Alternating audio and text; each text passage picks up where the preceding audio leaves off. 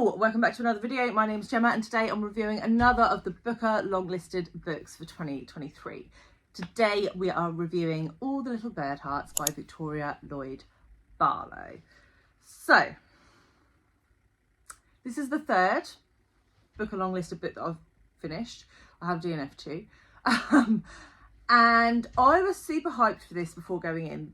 Viktoria Llyod-Barlow is a neurodivergent author writing about a neurodivergent character, and I think that is a first for the Booker, so I mean kudos just for that. In this we're following a mother whose teenage daughter is sort of getting to that age where she's pushing back a bit, and we are really examining their relationship.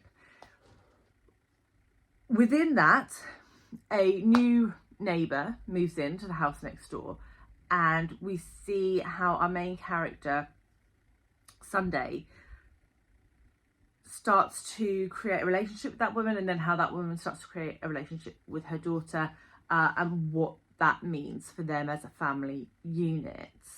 I think the subtleties in this book were really, really beautifully done. The main character, Sunday, we very much understand where her mind is at. This is told in first person, so you get to hear how Sunday is feeling and processing information that comes to her, and the way that that is quite different from how a non-neurodivergent person would process information, particularly around food and language. And I thought that was a really, really interesting insight, something that I wasn't aware of or not fully aware of before. I also really, really enjoyed the character of Vita, who was the neighbour that moved in. She was a very eccentric woman. You can imagine that she would be very flamboyant, and you can, just one of those characters that you can very easily picture in your mind.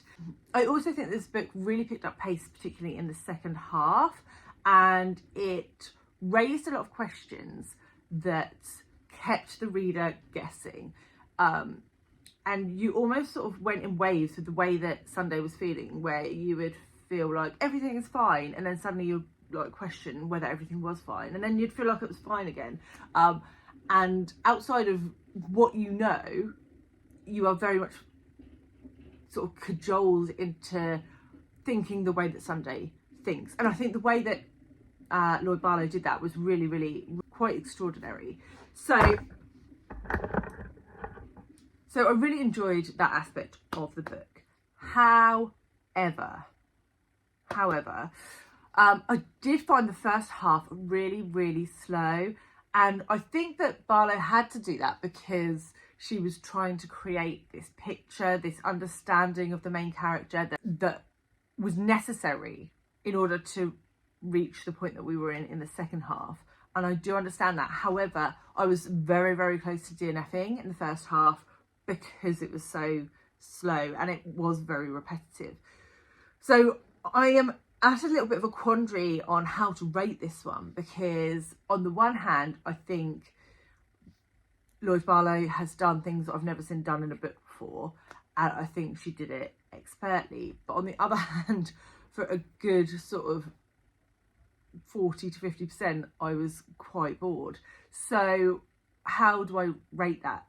The second half was like a 5-star. The first half was like a 3-star. So I guess it's a 4-star book, right? It's a 4-star book. But I would say if anyone is interested in understanding more about how a neurodivergent person thinks, sees the world, sort of processes the information that is around them, I think this is a really good book for that. And for that reason, I would recommend it. It is low on plot, I would say. It picks up in the second half, but overall the plot is not the best I have ever read. So I feel like that's a bit of a sweet and sour review. Some parts I really loved and some parts I really didn't. But I would love to know who else has read this, what you thought, because I'm trying to like unpack my feelings about it, and I feel like I'm not doing a very good job. So let me know what you thought. If you're interested in seeing my review of The House of Doors by Tan Tran Eng, which I did not enjoy as much as this one, I will leave that here, and I will catch you all very soon with another one. Bye guys.